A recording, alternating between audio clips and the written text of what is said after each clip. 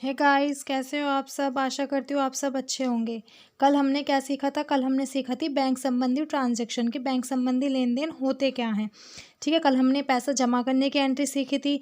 हमने पैसे निकाले, हमने उसकी एंट्री देखी थी, उसकी एंट्री क्या बनती है। ठीक है, कार्यालय प्रयोग हेतु बैंक में जमा किए या निकाले, हमने उसकी एंट्री देखी थी। आज हम देखेंगे कि जब हमारा चेक डिसऑनर हो जाता है, मतलब चेक का अनादरण हो जाता है, हमारा चेक बाउंस हो जाता है, तो उसकी एंट्री हम किस प्रकार करते हैं। देखो, अगर वीडियो तुम्हें अच्छी लगे तो प्लीज़ लाइक करना, सब्सक्राइब करना, कमेंट करना और अपने दोस्तों को भी शेयर कर देना वीडियो, ताकि समय से सारी वीडियो तुम सबको मिलती रहें। तो अब एंट्री क्या है, देखो। सोहन से प्राप्त चेक अनादृत हो गया 15,000 रुपये का। सोहन से कोई चेक हमें प्राप्त हुआ था, वो अनादृत हो गया, तो हमने वो बैंक में जमा किया। बैंक वालों ने डिसऑनर्ड कर दिया वो चेक। तो हम इसकी एंट्री क्या करेंगे कि Sohan account debit to bank. ठीक है, चेक प्राप्त हुआ ज़रूर हमें, हमने वो बैंक में जमा किया, लेकिन वो डिसऑनर्ड हो गया किसी कारण की वजह से। डिसऑनर्ड हो गया, उसने अमाउंट गलत लिख रखी थी। अमाउंट जितनी लिख रखी थी उतना उसके बैंक में पैसा नहीं था, तो इस वजह से क्या हुआ, चेक डिसऑनर्ड हो गया। तो उसकी एंट्री हम पास करेंगे कि Sohan account debit to bank. Okay, देखो, रवि से प्राप्त चेक 20,000 रुपये अनादृत हो गया। जो रवि से चेक प्राप्त था 20,000 रुपये का, वो अनादृत हो गया। और अनादरण व्यय जो डिसऑनर का चार्ज काटा था, वो 500 रुपये काटा। तो ये 500 रुपये जो 500 रुपये है ना, ये भी हम रवि से ही लेंगे। ठीक है, अनादरण व्यय अनादरण व्यय कौन चुकाएगा, रवि चुकाएगा, क्योंकि रवि का चेक बाउंस हुआ। ठीक है, हम नहीं चुकाएंगे उन पैसों को, ये कौन चुकाएगा, रवि चुकाएगा। तो हम कहाँ जोड़ेंगे, रवि में ही जोड़ेंगे इन पैसों को भी। तो कितने हो जाएंगे, 20,500 20,500। ओके, कि Ravi account debit to bank, कितने कितने, 20,500 और 20,500। इसके अनादरण व्यय की कोई अलग एंट्री नहीं बनेगी, सिर्फ इन पैसों में से इंक्लूड कर देंगे और वो जोड़कर दिखा देंगे। ओके, देखो कि अनादरण व्यय बैंक द्वारा जमाकर्ता से ही वसूल किया गया है, यह व्यय चेक जमाकर्ता का खर्च नहीं है। ठीक है, देखो, हमारा चेक अनादरण हो गया, उस पर हमने जो उसका व्यय हुआ था वो किसने वसूल किया, बैंक ने वसूल किया। किससे वसूल किया, रवि से वसूल किया, हमने तो नहीं दिया ना उन्हें। तो अनादरण व्यय बैंक द्वारा चेक जमाकर्ता से वसूला गया है, चेक जमाकर्ता से वसूला गया है, यह वे चेक जमाकर्ता का खर्च नहीं माना जाता। देखो, जमाकर्ता से वसूल तो कर ले, लेकिन जमाकर्ता का वो है नहीं, तो उस चेक का कौन करेगा। जैसे रवि का चेक डिसऑनर्ड हुआ तो रवि ही उसका भुगतान करेगा, लेकिन किससे करेगा। देखो, प्रेजेंट टाइम हमने क्या करा कि रवि का चेक बाउंस हो गया, तो हमने क्या करा, उसका चार्ज दे दिया। ठीक है, लेकिन हम लेंगे रवि से, फिर रवि हमको देगा कि लो भाई, तुमने मेरे 500 रुपये दिए थे बैंक में, तुम ये मेरे पैसे रख लो। ठीक है, लेकिन जो जमाकर्ता का खर्च नहीं माना जाता। चेक जमाकर्ता द्वारा वह राशि चेक निगमनकर्ता से वसूली, चेक जमाकर्ता द्वारा वह राशि, देखो चेक जमाकर्ता कौन है, हम हैं, द्वारा वह राशि चेक निगमनकर्ता से वसूली जाएगी। निगमनकर्ता जो है, जिसने चेक लिखा है, उससे वसूली जाएगी। ओके, देखो, अनादरण व्यय चेक निगमनकर्ता का खर्च माना जाता है, अर्थात अनादरण व्यय खाता मतलब डिसऑनरिंग चार्ज अकाउंट चेक निगमनकर्ता की पुस्तकों के नाम से डेबिट किया जाता है। ओके, देखो, बैंक से 50,000 रुपये का ऋण लिया। बैंक कौन सा अकाउंट होता है, हमारा पर्सनल अकाउंट। तो जो बैंक का लोन है, ये हमारा खर्चा थोड़ी है, ये भी तो हमारा एक दायित्व ही है जो हमें चुकाना है, बैंक लोन। तो ये भी कौन सा अकाउंट है, हमारा पर्सनल अकाउंट है। बैंक भी पर्सनल अकाउंट है, आर्टिफिशियल अकाउंट, बैंक लोन भी हमारा आर्टिफिशियल अकाउंट ही होगा। ठीक है, बैंक लोन, तो इसके एंट्री क्या, देखो, बैंक से ऋण लिया, ऋण हमने लिया, हमारे पास कैश आया, ऋण लिया हमने, तो क्या करेंगे, bank account debit to bank loan. Bank ने ऋण दिया, तो उसकी एंट्री क्या होगी, bank account debit to bank loan. Bank ऋण पर दे ब्याज 2,000 रुपये, हमने बैंक से लोन तो ले लिया, अब उस पर हम बैंक वाले इंटरेस्ट भी तो लेंगे। ठीक है, तो जो हमें, जैसे हमने 5,000 रुपये लिए, तो 5,000 पर हमारे क्या 5% का ब्याज जा रहा है, तो वो हमसे ब्याज जोड़कर भी तो लेंगे। चलो, मान लो अगर हम किसी से पैसे लेते हैं, यहाँ पर भी अपनी गली मोहल्ले में किससे पैसे लेते हैं, तो वो भी तो हमें ब्याज पर ही पैसे देंगे। क्यों, क्योंकि उनकी इनकम बढ़ेगी, तो ब्याज पर हम उन्हें पैसे देते हैं। तो वो क्या होता है, जो हम ब्याज देते हैं वो क्या होता है, हमारा खर्चा होता है। ओके, देखो, ऐसी बैंक ऋण पर दे ब्याज क्या है कि interest on bank loan account debit to bank loan. कि बैंक लोन, ये जो ऋण है, ऋण पर क्या कर रहे हैं, हम इंटरेस्ट चार्ज कर रहे हैं। इंटरेस्ट चार्ज हमारा कौन सा अकाउंट है, नॉमिनल अकाउंट है। ठीक है, तो जो सभी खर्चे हमारे क्या होते हैं, सभी खर्चे हमारे डेबिट होते हैं। तो देखो, ये इंटरेस्ट हमारा खर्चा, ये खर्चे हम क्या करेंगे, डेबिट करेंगे। तो interest on bank loan account debit to bank loan. Okay, ब्याज सहित बैंक ऋण का भुगतान 52,000 रुपये। बैंक सहित बैंक ऋण का भुगतान 52। देखो इसमें जो ऋण है ना, ये ऋण, इसमें ऋण जुड़ा हुआ है, ठीक है, ऋण इसमें जुड़ा हुआ है। ऋण जो अमाउंट थी वो थी 50,000, लेकिन 2,000 रुपये क्या, 2,000 रुपये इसमें इंक्लूड है, इसमें यहाँ जोड़, क्योंकि सहित माने होता है जुड़ा हुआ उसी में, रहित होता है कि उसमें जुड़ा हुआ नहीं है, और सहित होता है कि उसमें जुड़ा हुआ है। तो 52,000 रुपये, तो bank loan account debit to bank, यहाँ पर आ जाएगी 52,000 52,000। देखो बैंक सहित बैंक ऋण की किस्त का भुगतान किया 12,000 रुपये के, बैंक सहित बैंक ऋण का भुगतान किया, जो भी हो वो सॉरी ब्याज सहित बैंक ऋण की किस्त का भुगतान किया, चाहे उसने लोन कितना भी ले रखा है, लेकिन उस पर क्या, उसकी क्या जा रही है, ब्याज जा रहा है। तो ब्याज सहित है, सहित माने जुड़ा हुआ होता है, तो क्या होगा ये कि इसमें ऋण जुड़ा हुआ है, तो bank loan account debit to bank loan account, ठीक है। यहाँ पर इंटरेस्ट होगा, इंटरेस्ट ऑन बैंक लोन कर लेना, interest on bank loan account debit to bank loan, okay, 12,000 रुपये। देखो यहाँ पर इंटरेस्ट कर लो, interest on bank loan, interest on bank loan account debit to bank loan. अब बैंक खर्च हमारे क्या होते हैं, सभी डेबिट होते हैं, जाहिर सी बात है, तो bank charges account debit to bank, है ना।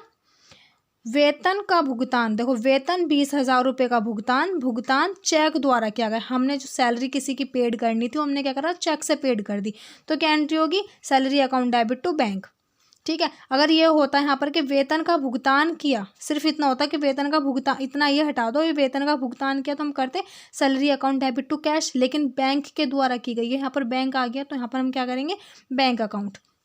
जहाँ पर भी चेक बैंक इनका नाम आ जाए, बैंक का नाम लिखेंगे, लेकिन बैंक अगर कह दे कि SBI बैंक से, देखो अगर ये दे देता कि वेतन 20,000 रुपये का भुगतान SBI बैंक से किया गया, तो SBI बैंक का है नाम नहीं आता कि SBI बैंक है वो, नहीं, सिर्फ बैंक का ही नाम आएगा। SBI से संबंधित या केनरा बैंक से संबंधित या पंजाब नेशनल बैंक से संबंधित नहीं होते, इनके नाम नहीं लिखे जाते, सिर्फ बैंक लिखा जाता है, ओके। देखो 21,000 रुपये का माल बेचा GST सहित। GST क्या होती है, दायित्व होता है जो सबको चुकाना ही पड़ता है, ठीक है, GST चुकानी पड़ती है। देखो माल बेचे की एंट्री क्या होगी, cash account debit to sales, क्योंकि यहाँ पे किसी का नाम नहीं, अगर नाम होता तो यहाँ पे राम श्याम तो हम लिख देते हैं यहाँ पर जो भी है, फिर टू सेल्स कर देते, लेकिन ये क्या, नगद की एंट्री है, जब इसमें कोई नाम नहीं दिया हुआ तो ये नगद की एंट्री है, तो cash account debit to sales. लेकिन GST क्या होती है, हमारा एक दायित्व होता है, और दायित्व हमारा क्या होता है, क्रेडिट होते हैं, तो to GST account, okay, to GST account कितनी है, 5%, तो इस अमाउंट पर 21,000 पर 5% लगा देंगे, 10,500 आ जाएगा निकल के। सेल्स कितने की थी, 21,000 की थी, इन्हें प्लस कर देंगे तो ये आ जाएगा, ओके। देखो ये रहा, GST व्यापार का दायित्व होता है, यह एक पर्सनल अकाउंट है, ये कौन सा अकाउंट है, एक पर्सनल अकाउंट है जो कि दायित्व होता है एक हमारा, ओके। देखो अब ये वाली एंट्री कि महेश को 20,000 रुपये का माल बेचा, गाड़ी भाड़ा चुकाया 2,000 रुपये जो महेश से लेने। महेश को 20,000 रुपये का माल बेचा, हमने महेश को कितने रुपए का माल बेचा, 20,000 रुपये का माल बेचा, गाड़ी भाड़ा चुकाया 2,000 रुपये जो महेश से लेने, हमने माल इतने का बेचा था उसे, ठीक है। तो क्या गाड़ी भाड़ा जो हमने चुकाया है, जो गाड़ी भाड़ा हमने दे दिया 2,000 रुपये, वो क्या हमें महेश से लेना है, क्योंकि महेश ने ये कहा था कि तुम दे दो, मैं तुम्हें दे दूंगा, कि तुम मेरा गाड़ी भाड़े का भुगतान कर दो, वो मैं तुम्हें दे दूंगा, कितने रुपए, 2,000 रुपये। देखो ये एंट्री किस तरीके से बनी, सिर्फ समझाने के उद्देश्य से बनाई गई है तुम्हारी दो एंट्री, वरना तो उसकी एक ही एंट्री बनती। देखो 2 एंट्री किस तरीके से, कि माल बेचा, महेश को माल बेचा, तो क्या एंट्री बनेगी, Mahesh account debit to sales, okay. अब यहाँ पर ये गाड़ी भाड़ा चुकाया, तो यहाँ पर तुम कैरेज लिखोगे या महेश लिखोगे, गाड़ी भाड़ा चुकाया जो महेश से लेने हैं, तो महेश से लेने हैं ना, तो Mahesh account debit to cash, Mahesh से क्या लेना है, कैश लेना है, 2,000 रुपये 2,000 रुपये। अब इन दोनों की जगह, इस वाली एंट्री और इस वाली एंट्री की जगह तुम एक एंट्री ये भी बना सकते हो कि Mahesh account debit to sales to cash, क्योंकि हाँ महेश से महेश कट जाएगा, क्या बचेगा, टू सेल्स टू कैश, तो हम एक ही एंट्री बना लेना, Mahesh account debit to sales to cash, okay. कितना कैश देगा वो, 2,000 रुपये, सेल्स कितने की हमने 20,000 रुपये की, 20,000 रुपये में और 2,000 प्लस कर दो, 22,000 हो जाएगा, ठीक है। अब ये देखो कि रोहन को 15,000 रुपये का वेतन पर लेखपाल नियुक्त किया गया, ठीक है। अब जैसे कि मैं कह दूं कि मैं कहीं इंटरव्यू के लिए गई, वहाँ पे मेरा इंटरव्यू सिलेक्शन हो गया, इंटरव्यू में मुझे सिलेक्ट कर लिया, ठीक है। उसने कह दिया कि तुम कल से काम पर आ जाना, तो क्या इस चीज़ की एंट्री होगी? वहाँ पर कोई रोकड़ी लेन देन नहीं हुआ, कोई कैश में लेन देन नहीं हुआ, तो क्या उसकी एंट्री होगी? कोई उसकी एंट्री नहीं होगी, क्योंकि नियुक्त किया गया है सिर्फ उसकी, अभी उसे सैलरी नहीं दी, कुछ नहीं, तो अभी रोकड़ी लेन देन नहीं हुआ, तो इसलिए इसकी एंट्री नहीं की जाएगी। देखो, लेन देन नहीं हुआ है, कोई प्रविष्टि नहीं की जाएगी। देखो, रोहन को 15,000 रुपये वेतन पर लेखपाल नियुक्त किया गया। देखो, ये एंट्री भी इतना मत देखो, यही देखो, सिर्फ रोहन को 15,000 वेतन पर लेखपाल नियुक्त किया गया, ठीक है। 15,000 पर लेखपाल नियुक्त किया गया। अब मैं कहीं जॉब पर गई, वहाँ पर मुझे कह दिया कि तुम कल से आ जाना और तुम्हारी सैलरी 10,000 या 15,000 रुपये होगी, ओके। तो क्या इसकी प्रविष्टि होगी? इसकी प्रविष्टि नहीं होगी। अभी मुझे मिले तो नहीं है ना, मिले तो नहीं है, बस भाई मेरी सैलरी बनेगी, 1 महीना मैं काम कर लूँगी तब मेरी सैलरी बनेगी, तभी तो मुझे 15,000 रुपये मिलेंगे। ऐसी थोड़ी कि मैं गई इंटरव्यू के लिए, कह दिया उन्होंने कि कल तुम्हारी सैलरी इतनी है तो मुझे हाथों हाथ दे देंगे, नहीं। तो क्या एंट्री होगी? किसकी होगी? देखो, इसकी, कि 5,000 रुपये अग्रिम चुकाए। 15,000 पर तो लेखपाल नियुक्त किया गया, लेकिन मुझे एडवांस में उन्होंने 5,000 रुपये दे दिए, तो इसकी एंट्री होगी कि Rohan account debit to cash, अग्रिम चुकाया, तो रोहन अकाउंट डेबिट, अग्रिम चुकाया, कैश ही चुकाया होगा, तो पाने वाला कौन है? रोहन है। मिल क्या रहा है उसे? कैश मिल रहा है, तो पाने वाले को डेबिट करो, देने वाले को क्रेडिट करो। तो Rohan account debit to cash 5,000 रुपये। चूंकि रोहन ने कार्य नहीं किया, अतः वेतन व्यापार का खर्च नहीं हुआ। जब ये सैलरी देते तभी तो खर्च माना जाता, अभी खर्चा हुआ ही नहीं है तो सैलरी भी नहीं बनी, ओके। तुम्हें इतना समझ में आया? इसे देखो, इस तरीके से देखो, रोहन को 15,000 रुपये का वेतन लेखपाल नियुक्त किया गया है, सिर्फ हमें अभी अपॉइंट किया गया है, हमारी सैलरी नहीं बनी है, ओके। और यहाँ पर क्या अग्रिम चुकता किए, तो यहाँ पर तो हमें दे दिए 5,000 रुपये एडवांस में उन्होंने, तो Rohan account debit to cash हो जाएगी, ओके। देखो आगे, रोहन को वेतन 15,000 रुपये 10,000 रुपये का भुगतान किया गया। रोहन को जिसकी सैलरी 15,000 रुपये है, उसे सिर्फ 10,000 रुपये का भुगतान किया गया। तो एंट्री किस प्रकार करेंगे? देखो, 5,000 तो हमें एडवांस में ही दे दिए थे, वो भी 5,000 रुपये अपने काटेगा भी, तो वो ये थोड़ी है कि हमें उनमें इंक्लूड करके 15,000 रुपये और दे देगा, नहीं, वो 5,000 रुपये काटेगा। तो क्या एंट्री करेंगे? सैलरी दी है उन्होंने, salary account debit to cash कर देंगे पहले, तो सिर्फ इतने कि salary account debit to cash, क्योंकि भुगतान क्या है तो क्या करेंगे? कैश करेंगे। फिर टू रोहन को कितने रुपए दिए थे? 5,000 रुपये। तो देखो, सैलरी कितनी है? 15,000 है। कैश कितना, तो मैं भुगतान कितना किया है उन्होंने? 10,000 टू रोहन, ओके।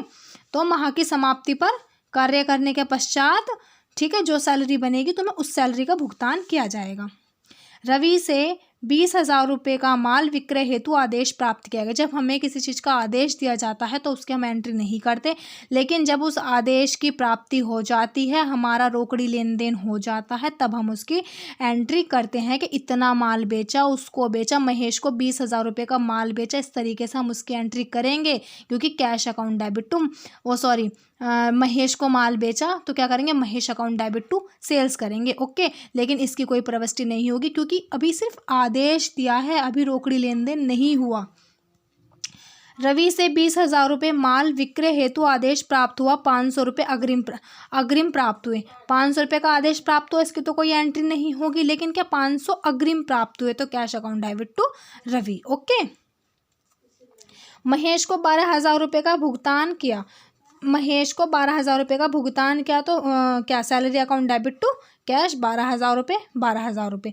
यदि महेश को डेबिट किया जाता तो व्यापार की पुस्तकें महेश को देनदार प्रदर्शित करती। अगर हम यहाँ पर सैलरी की बजाय महेश लिख देते तो क्या ये हमें देनदार प्रदर्शित करती, महेश को क्या हमारा डेप्टर बना देती, ठीक है। इस तथा सैलरी अकाउंट डेबिट नहीं तो P&L अकाउंट में भी यही सूचना नहीं देगा, ओके।